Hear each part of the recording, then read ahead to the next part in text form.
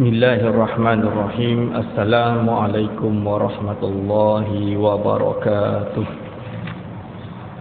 Alhamdulillahirabbil alamin. Assalatu wassalamu ala asyrafil anbiya'i wal mursalin wa ala alihi wa ashabihi ajma'in. Wala haula wala quwwata illa billahil aliyyil azim. Allahumma la sahla illa ma ja'altahu sahla wa anta taj'alu hazana idza syi'ta sahla. Rabbi shrah li sadri wa yassir li amri wahlul 'uqdatam min lisani yafqahu qawli, amma ba'du. Yang terhormat Tuan Nazir Masjid Taqwa Taman Tun Datuk Ismail yang saya kasihi, kepada segenap asatizah, para alim ulama, para immah di masjid yang mulia ini, wabil khusus kepada segenap hadirin wal hadirat hafizakumullah. InsyaAllah kita teruskan pengajian kitab Aqidah Ahli Iman, yang mana sekarang kita masuk pada muka surat iaitu 17. Wal mustahil, kata-kata muallif, wal mustahilu alaihi ma yunafi ma taqaddama kal ibtida'i wal inqida'i. Qala muallif rahimahullah wa nafa'ana bihi wa bi ulumihi amin. Wal mustahilu alaihi ma yunafi ma taqaddama. Jadi sekarang membahas tentang sifat mustahil bagi Allah Subhanahu wa taala. Yang dimaksud dengan mustahil itu adalah sifat yang akal ini tak boleh terima kewujudan sifat tersebut. Jadi impossible Allah SWT seperti itu. Lebih kurang macam itulah. Wal mustahilu alaihi berarti mustahil kepadanya atau atasnya segala apa yang menafikan apa yang telah ditetapkan dalam keterangan sebelum ini. Apabila kita kata wajib bagi Allah bersifat wujud, maka mustahillah lawan bagi wujud. Wujud tu maksud dia ada. Mustahillah Allah itu tidak ada. Lebih kurang macam tu. Lalu disebutkan sini, iaitu seperti permulaan, kal ibtida'i, seperti permulaan. Allah Subhanahu wa taala qadim. Qadim itu sedia ada. Kewujudannya bukan dari tiada lalu ada, tapi sedia ada. Maka mustahillah Allah Subhanahu wa taala itu ada permulaan, iaitu dari tidak ada lalu ada. Mustahil, kerana dia bersifat qadim. Wal inqida'i, dan penghabisan. Maksud perkara yang qadim sedia ada, kewujudannya tanpa permulaan, mustahillah ia akan sirna. Kerana kalau dia menerima sirna, dia tentulah lemah. Bagaimana sesuatu yang lemah boleh sedia ada? Tentulah yang sedia ada itu superior, lebih bagus, lebih tinggi dan lebih agung daripada yang lain, sehinggakan ketiadaan tidak mungkin berada padanya. Dari sinilah yang dimaksud Allah SWT mustahil bersifat dengan inqidha, iaitu ada penghabisan. Wal musyabahati li khalqihi, dan mustahil bagi Allah Subhanahu wa taala memiliki persamaan dengan makhluknya. Mustahil Allah SWT ini ada persamaan dengan makhluknya. Maksud ada persamaan dengan makhluk kerana wajib bagi Allah bersifat dengan sifat, iaitu mukhalafatuhu ta'ala lil hawadith. Allah SWT mesti berbeza dengan makhluk. Maka mustahillah Allah SWT ini ada persamaan dengan makhluk. Kerana kalau dia ada persamaan dengan makhluk, nescaya dia lemah. Kerana dia berhajat kepada zat lain yang menjadikan ia seperti itu. Bagaimana sedangkan dialah yang menciptakan segala-galanya. Hadirin wal hadirat hafizakumullah. Wa wujudi syarikin lahu, dan mustahil bagi Allah Subhanahu wa taala wujudnya itu ada sekutu baginya. Kewujudan Allah ini ada yang menyekutui. Maksud dia ada sekutu, ada syarik, ada rakan kongsi, ada persamaan, maksud dia ada satu setara, tidak, mustahil. Perkara ini semua mustahil. Kerana syarik bagi Allah, iaitu sekutu bagi Allah, adalah menafikan ketauhidan, menafikan wahdaniyah, keesaan Allah Subhanahu wa taala. Ini dia tuan-tuan dan puan-puan. Jadi wa wujudi syarikin lahu, adanya sekutu bagi Allah ini sifat mustahil bagi Allah Subhanahu wa taala. Islam adalah agama tauhid. Maksud agama tauhid berarti menafikan kesyirikan. Syirik adalah sifat mustahil bagi Allah Subhanahu wa taala. Wa ma yamna'u al-idraka kal mauti wal 'ama was samam. Iaitu dan begitu juga, iaitu mustahil bagi Allah perkara yang menghalang idrak, penemuan, mengetahui. Idrak ini bahasa Arab masuk idrak tu macam contoh dia, oh ni panas, oh ni terang, ni gelap, ni air, jalan dia. Itu idrak. Bagi manusia, of course, kita dari tak tahu lalu tahu. Tak tahu, kita belajar, kita tahu. Allah SWT maha mengetahui, maha melihat, maha mendengar, maha segala-galanya. Dan dia tahu tersebut sejak azali. Sifat dengarnya juga qadim, azali. Sifat lihatnya juga azali. Allah SWT maha mengetahui segalanya.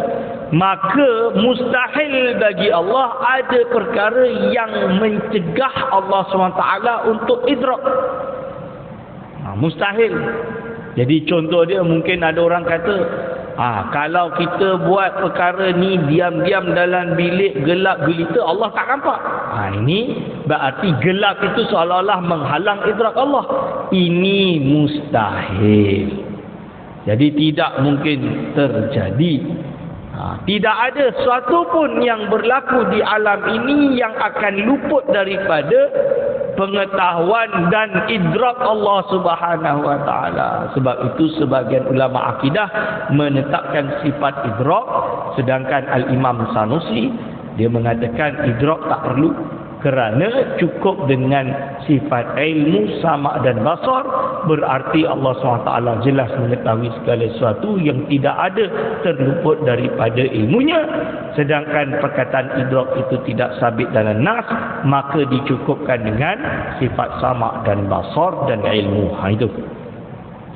Lalu wal 'ama, seperti apa? Kal mauti, mati jelas mencegah idrak, mengetahui, menemukan sesuatu. Jelas, kerana mati, tak adalah dia mati. Allah SWT mustahil dia mati. Mustahil. Wal 'ama, dan buta. Mustahil Allah itu buta. Kalau manusia dia buta, dia tak nampaklah apa yang jadi di depan dia. Maka terhalanglah pengetahuan bagi dia. Idrak, jadi idrak dia terhalang. Maaf.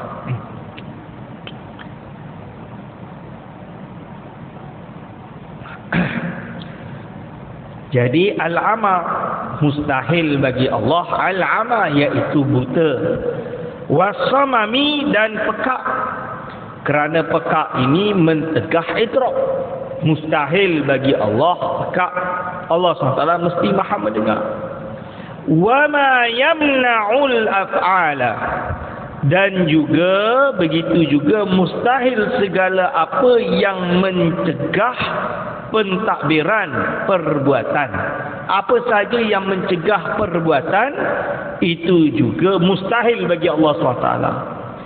Contoh dia apa? Kal jahli wal ajzi wa adami takhsis lil mumkinat, iaitu seperti jahil, bodoh, al-ajzi, lemah, wa adami takhsisi, dan tidak mampu menentukan, menciptakan sifat perkara-perkara yang mungkin.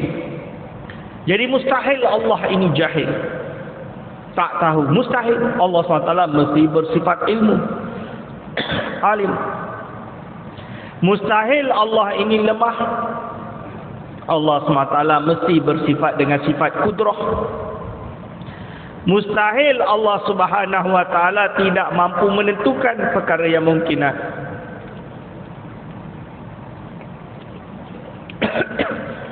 Jadi berarti wajiblah Allah Subhanahu wa taala memiliki sifat iradah, berkehendak.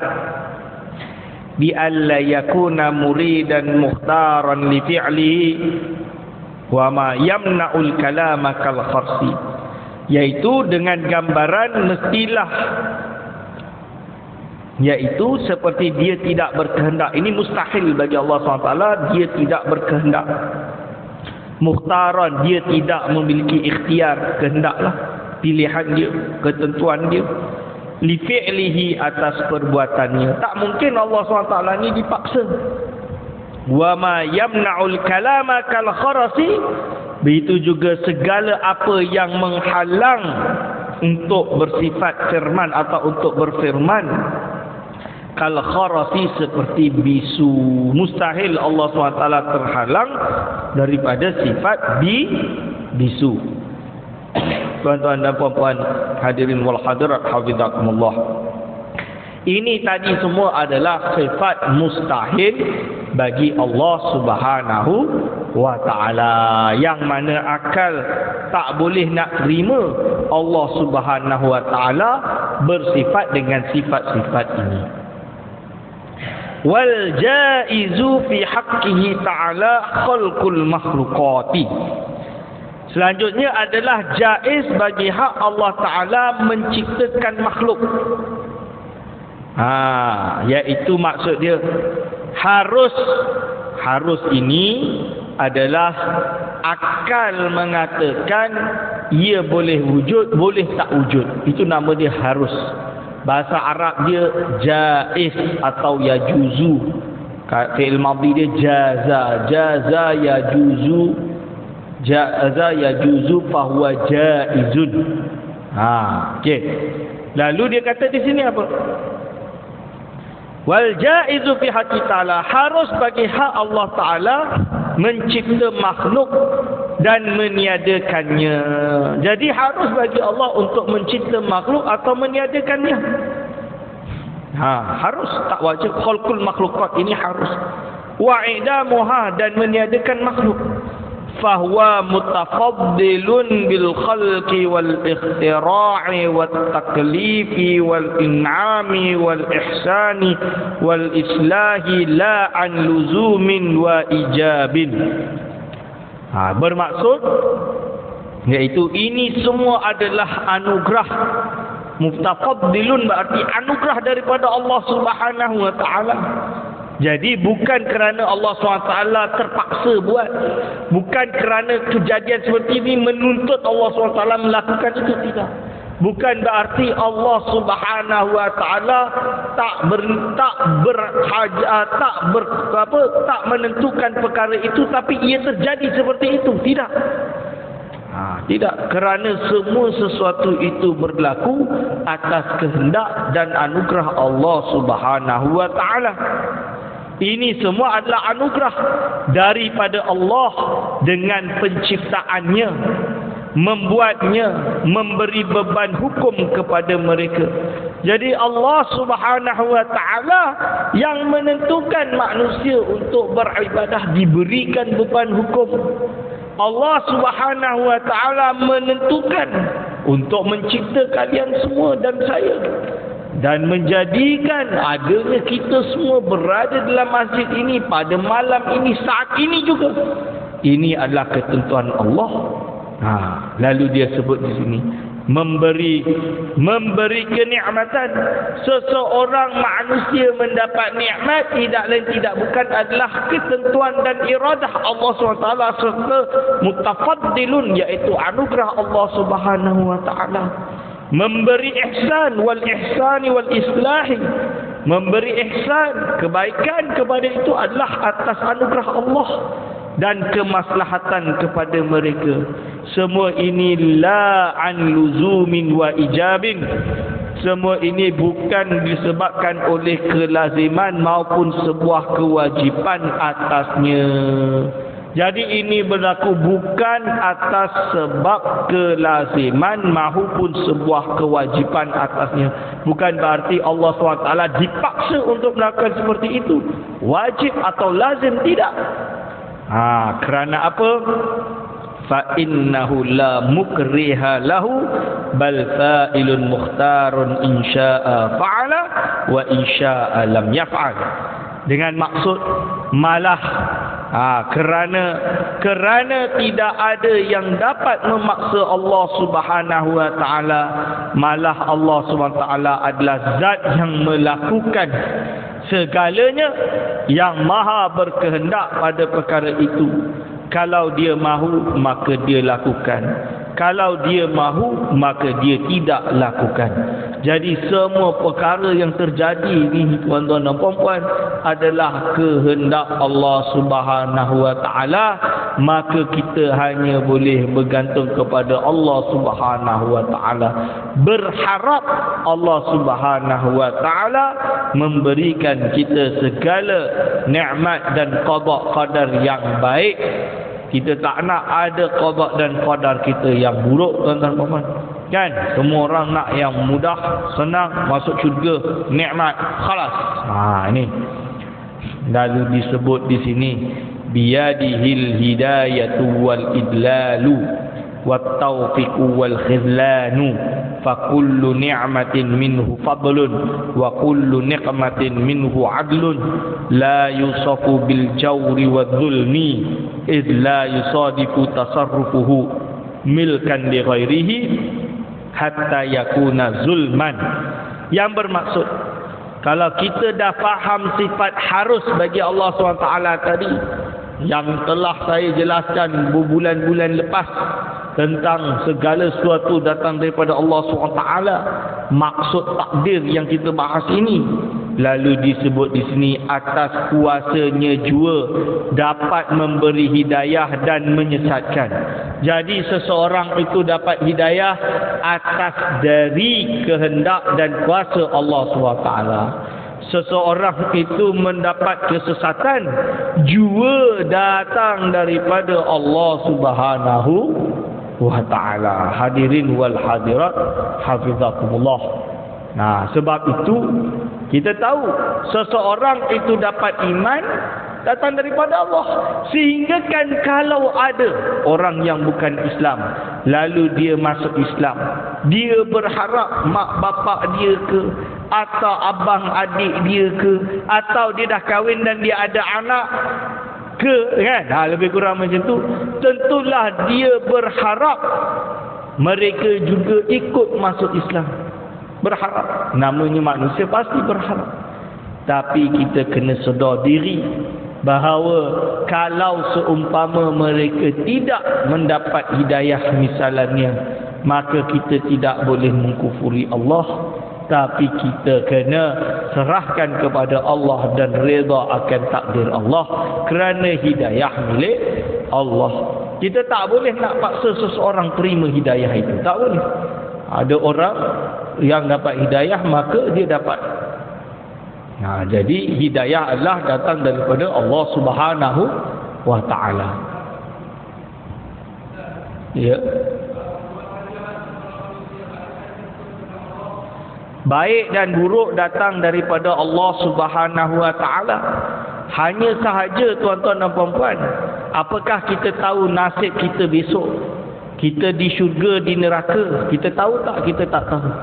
Bila kita tak tahu, kenapa kita berusaha untuk memilih jalan yang buruk? Kerana kita tak tahulah, kita berusaha berharap takdir kita baik. Siapa tak nak masuk syurga? Semua orang nak masuk syurga, betul? Tapi kita tak tahu. So jangan kerana semua perbuatan baik dan buruk datang daripada Allah, tak apalah, saya tak perlu solat. Kerana apa? Allah dah takdirkan saya untuk tak solat. Kalau begitu seolah-olah kita dah tempah tiket. Kita belum buat lagi, kita dah tempah tiket lah nak masuk dalam api neraka. Buat apa? Kenapa kena pilih jalan tersebut? Ibarat paling mudah, contoh dia lah tuan-tuan. Sayyidina Umar bin Khattab, dia nak berjalan pergi ke Damaskus. Satu tempat lah dekat situ. Ada sebuah tempat yang mana didengar pada perjalanan tersebut bahawa tempat tu kena wabak. Maka Sayyidina Umar patah balik. Sahabat tanya, Umar, kau lari dari takdir ke? Umar kata, aku lari dari satu takdir kepada takdir yang lain. Bukan berarti dia tak percaya baik dan buruk datang daripada Allah. Perbuatan baik dan buruk datang daripada Allah. Bukan. Dia beriman perkara tersebut. Tapi kan belum terjadi. So buat apa? Nak cari naik. Itu maksudnya. Hakikatnya baik dan buruk memang datang daripada Allah. Kerana kita tidak tahu siapa yang nak menempah tiket untuk masuk api neraka. Tentulah saya tak nak. Kita berdoa dan berharap bahawa kita adalah termasuk ahli syurga. Oleh sebab itu Allah anugerahkan manusia itu kasab. Kasab itu adalah usaha, ikhtiar, yang mana Allah anugerahkan kepada manusia. Manusia rasa dia ada pilihan, dia ada kasab, dia lakukan. Hakikatnya dia beriman. Apapun itu adalah datang daripada Allah SWT. La haula wa la quwwata illa billah. Tidak ada daya, tidak ada kekuatan melainkan daripada Allah SWT. Wa Allahu khalaqakum wa ma ta'malun. Itu ayat dia. Allah mencipta kalian semua dan segala perbuatan kalian. Itu. Jadi ia memang datang daripada Allah. Ini kita kena faham. Biyadihil hidayatu wal idlal. Ada orang yang sesat. Ini ketentuan Allah. Baginda SAW, betapa teringinnya baginda SAW Abu Lahab tu, Abu Lahab tu kan pakcik dia. Pakcik yang sebelum Nabi Muhammad SAW mendapat wahyu, Abu Lahab ini uncle yang cinta dengan Muhammad. Kalau waktu kecil tu riwayat dia ni, Abu Lahab jalan naik kuda, nampak Muhammad main tu, Muhammad jom naik ni. Naik tu dia letak Muhammad kat depan, dia tak nak letak kat belakang. Sebab kalau letak kat belakang, kuda dia tak nak jalan. Pasal dia letak kat depan, siap kata lagi, budak ni budak bertuah ni. Ini Abu Lahab. Abu Lahab ni memang sayang betul dengan Nabi Muhammad SAW. Tapi beza Abu Lahab ni, dia ini hati dia ni lebih sayang lagi dengan ajaran tok nenek dia, iaitu jahiliyah tadi. Sehingga kan ketika Nabi Muhammad SAW dakwa kenabian, dia enggan beriman dengan Nabi Muhammad SAW. Dan dia menempah tiket ke dalam api neraka secara jelas di dalam surah Al-Lahab, Al-Masad, iaitu tabbat yada abi lahabi wa tab. Nabi Muhammad SAW teringin nak sangat Abu Lahab ini masuk Islam, beriman, tapi tak dapat. Tak dapat. Dia nak tapi tak dapat. Sehingga kan Allah SWT berkali-kali mengkhabarkan kepada baginda SAW bahawa urusan hidayah itu milik Allah. Engkau nak macam mana pun, kalau Allah tentukan tidaklah.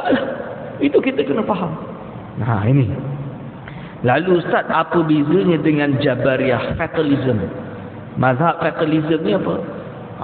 Semuanya datang daripada Allah kan? Akhirnya dia pun, contohlah, kalau zaman dahulu tu, dia mencuri. Dia curi ni.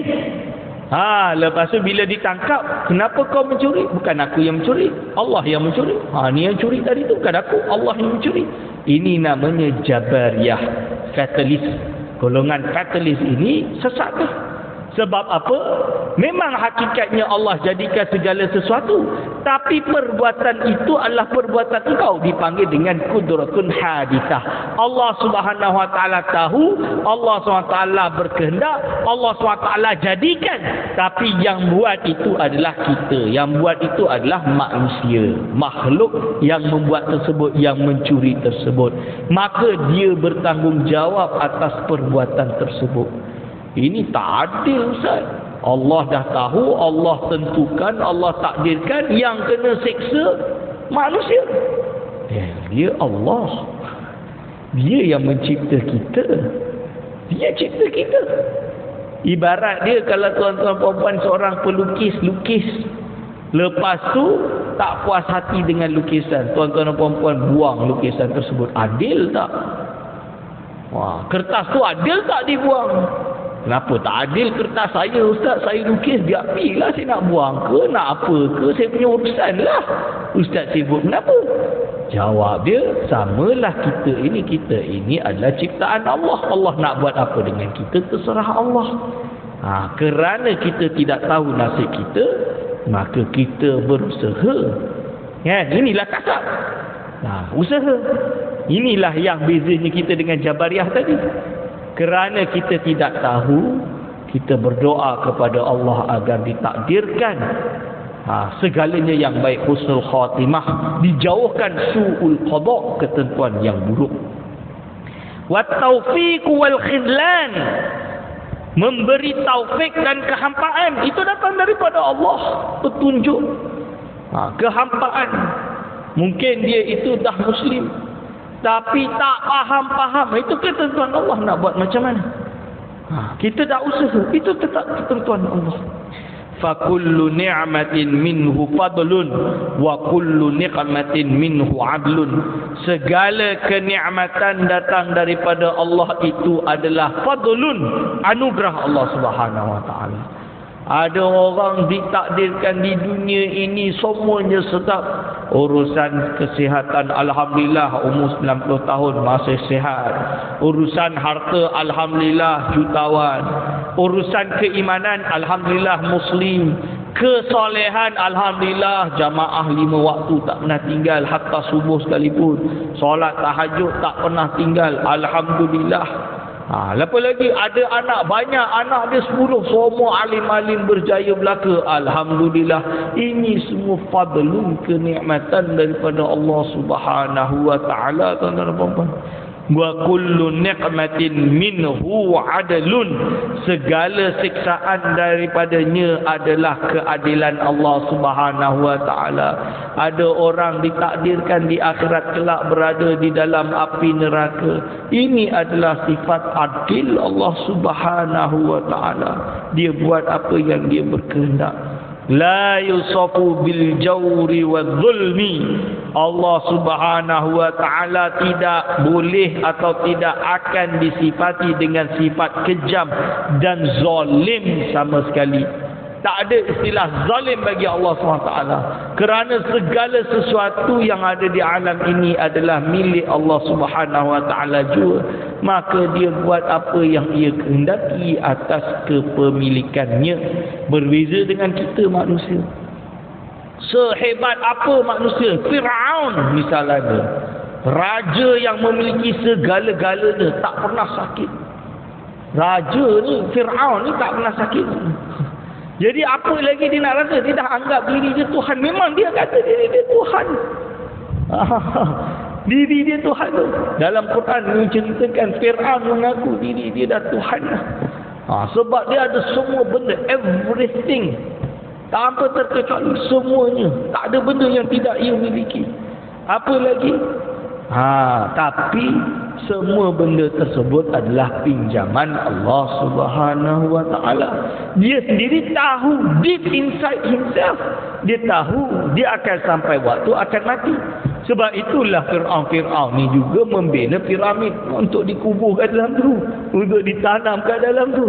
Berarti apabila dia berlakukan zalim seperti yang dibuat kepada Bani Israel, kepada golongan Yahudi di zaman Nabi Musa alaihissalam, maka dia digelar atau disifati sebagai jawri wa zulmi, iaitu kejam dan zalim. Sebab apa yang ia miliki bukan kepemilikan hakiki.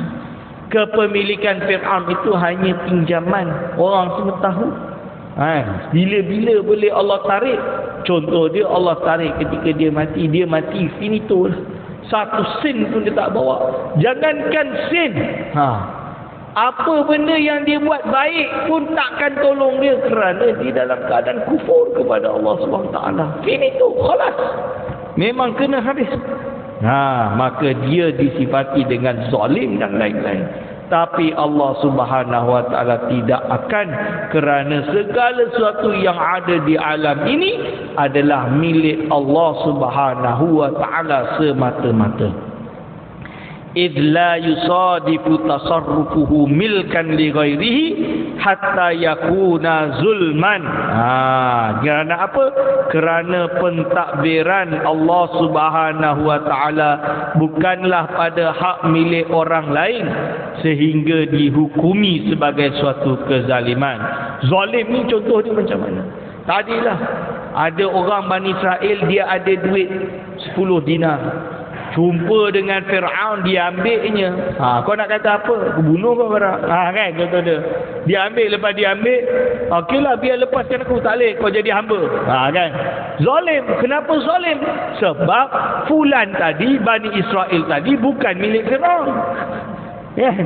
Dia dizalimi, diambil, dihukumi zalim. Tapi cuba misalan dia. Fir'aun ada hamba sahaya, misalan dia. Lalu hamba saya itu disuruh, engkau pergi buat ni. Dia tak nak buat. Lalu dikhotannya zaman tu. Zalim ke tak zalim? Lah itu milik aku, terserah aku lah nak buat apa. Kerana menjadi kepemilikan.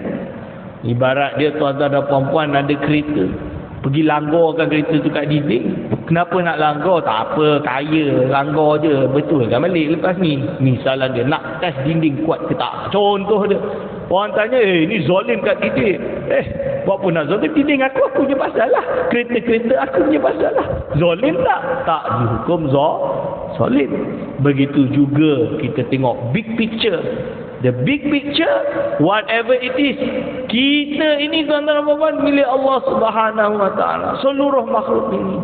Kalau ada yang kena macam tu, tentu Allah SWT tidak disifati dengan kezaliman, kerana segala sesuatu adalah miliknya.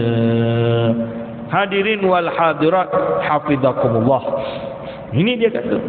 Lalu dia sebut li'anna kullama siwahu minal arshi ilal farshi min jami'il makhluqati milkun lahu fatasarrufuhu fihi tasarruful maliki fi mulkihi la yus'alu amma yaf'alu wa hum yus'alun.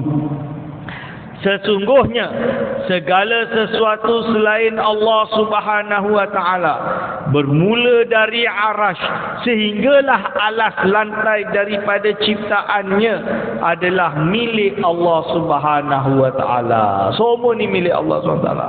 Maka segala pentadbiran Allah Subhanahu wa taala, segala pentadbiran dia ini, kan, apa yang dia buat ini pada makhluknya adalah seperti takbir raja.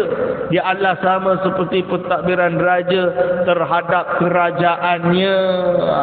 Takbiran raja terhadap kerajaannya. Dia buat apa yang dia nak.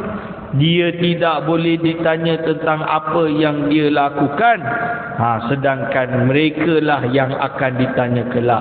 La yus'alu amma yaf'alu. Allah SWT tidak akan ditanya apa yang Allah SWT perbuat. Wa hum yus'alun. Mereka lah yang akan ditanya. Kita yang akan ditanya apa yang kita perbuat, tuan-tuan dan puan-puan.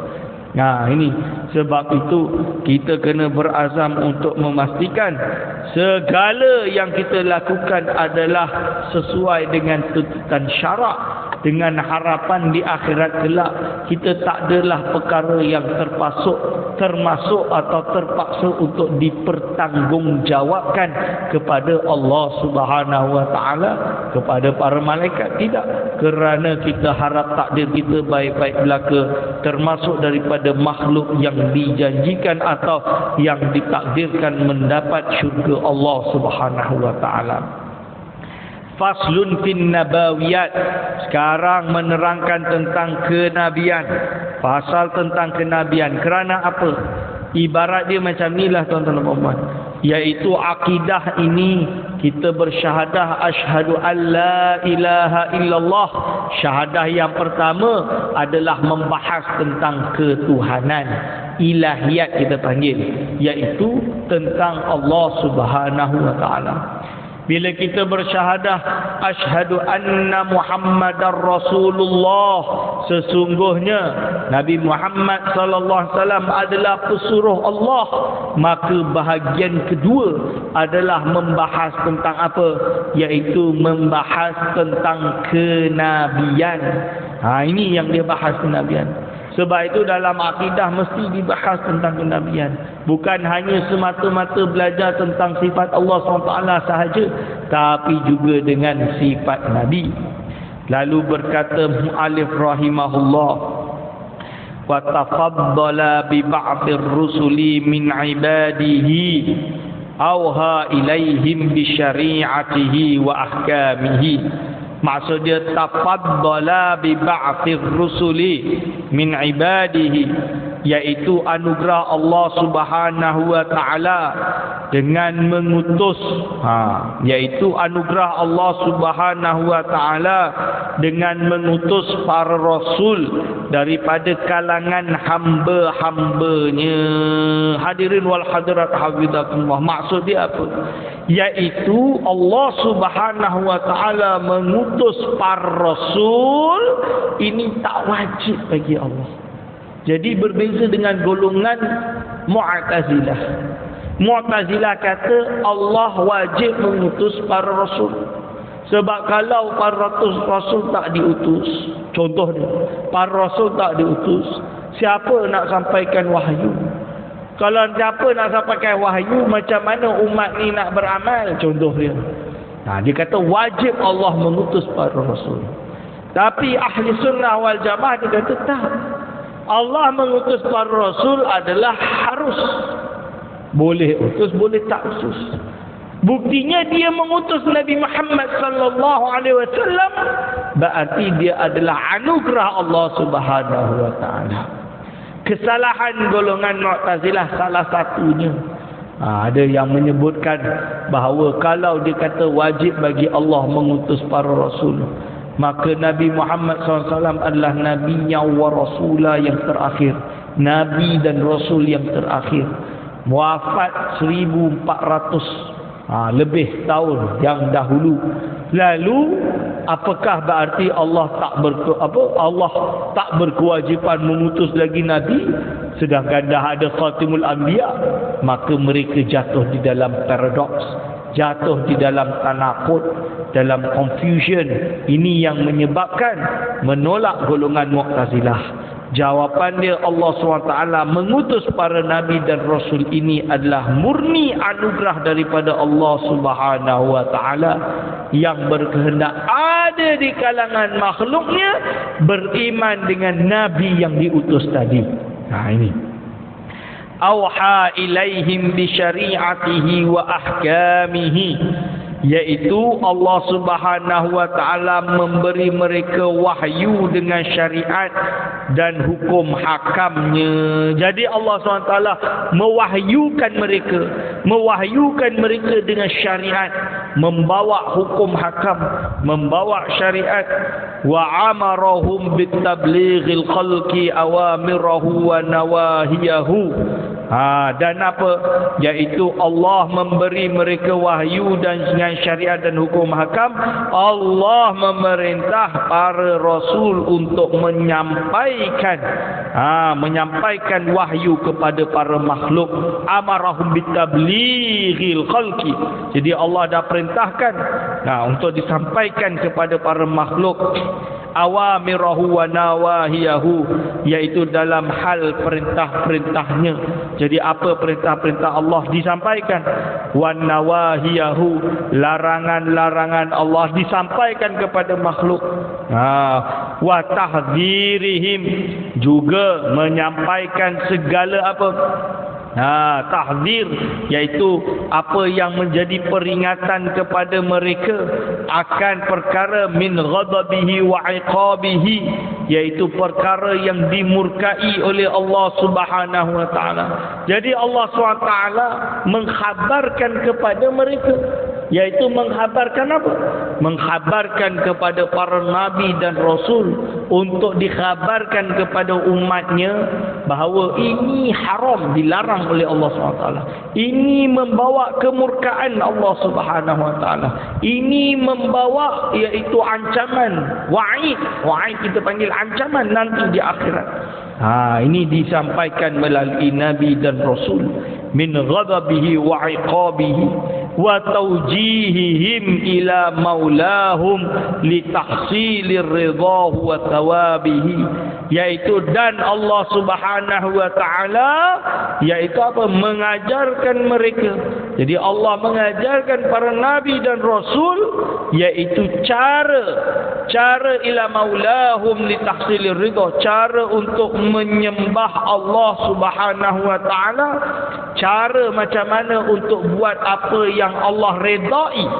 Ini li tahsili ridahu, agar mereka mendapat keredaan Allah Subhanahu Wa Taala, iaitu kita hidup di dunia ni tuan-tuan dan puan-puan sebenarnya tak berharap melainkan redha Allah Subhanahu Wa Taala.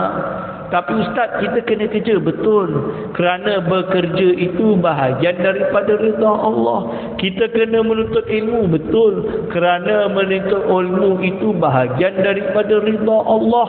Kita berilmu, kita bekerja untuk mendapat redha Allah, dan kita beribadah kerana dia adalah tuntutan juga, dan ia juga kerana untuk mendapatkan redha Allah Subhanahu Wa Taala. Jadi hidup kita ni sebenarnya nak dapat redha Allah lah. Itu tujuan kita. Jadi kalau orang tanya apa tujuan untuk hidup, tujuan hidup adalah mendapat redha Allah Subhanahu Wa Taala. Apa yang kita buat di alam ini, apa yang kita buat kehidupan kita sekarang ini, tidak lain tidak bukan hanya untuk mendapatkan keredaan Allah Subhanahu Wa Taala semata-mata. Ini yang disebut di tahsili ridahu wa thawabihi, dan juga agar supaya kita mendapatkan pahala daripada Allah Subhanahu Wa Taala, agar supaya kita mendapatkan iaitu ganjaran daripada Allah Subhanahu Wa Taala, kerana kita berhajat untuk agar supaya kita tidaklah disiksa oleh Allah Subhanahu Wa Taala. Jadi ini yang dimaksudkan daripada kehidupan ini. Kalau kita renunglah bait syair yang didendangkan oleh Abu Nawas, iaitu apa? Ilahi lastu lil firdausi ahla wala aqwa ala naril jahimi fahabli taubatan waghfir dunubi. Maksudnya apa tuan-tuan Muhammad? Oh Tuhanku, aku tak layak nak masuk firdausmu. Kenapa tak layak? Kalau tengok kita hidup di dunia ni, nikmat yang kita dapat dengan ibadah yang kita buat besar mana? Nikmat dia lebih banyak daripada ibadah kita. Betul ke tidak tuan-tuan dan puan-puan? Kita hidup hirup udara ni 24 jam. Tidur pun kita nikmat. Hidup udara ni, oksigen hidup ni dengan nikmat. Kita bangun ibadah kita berapa minit je sehari? 24 jam banyaknya mendapat kenikmatan. Yang kita sembah Allah berapa banyak? Tak sampai 2 jam sehari tuan-tuan dan puan-puan. Ini contoh dia. So ini kira-kira kita ini benar-benar telah layak ke nak dapat syurga firdaus? Basically macam tak layak lah. Tidak mensyukuri nikmat yang Allah berikan kepada kita. Tapi kita tahu kita tak kuat masuk api neraka tuan-tuan dan puan. Jangan ditantang. Jangan nak masuk, kalau boleh tak nak langsung. Jangan tak nak singgah, tak nak tengok pun kalau boleh. Kita nak masuk syurga bi ghairi hisab. Maka apa dia tuan-tuan dan puan? Waghfir dunubi, maka fahabli taubatan. Oh Allah, kau anugerahkanlah kepadaku iaitu taubat. Itu dia. Jadi minta anugerah untuk diberikan taubat. Kerana apa? Dengan taubat ini Allah SWT mengampunkan kita dan memasukkan kita ke dalam syurganya. Waghfir li dhunubi, dan ampunilah bagiku segala dosa-dosaku. Kerana apa? Kita ingin benar-benar dosa kita seluruhnya diampunkan oleh Allah Subhanahu wa taala. Jadi hadirin wal hadirat hafizakumullah, insya-Allah kita iktifakkan pengajian kita sampai sekian, iaitu tentang pasal kenabian. Kita akan sambung pada bulan hadapan tentang mukjizat. Segala salah silap saya mohon maaf sebesar-besarnya. Aqulu qauli hadza astaghfirullah li wa lakum. Wassalamualaikum warahmatullahi wabarakatuh.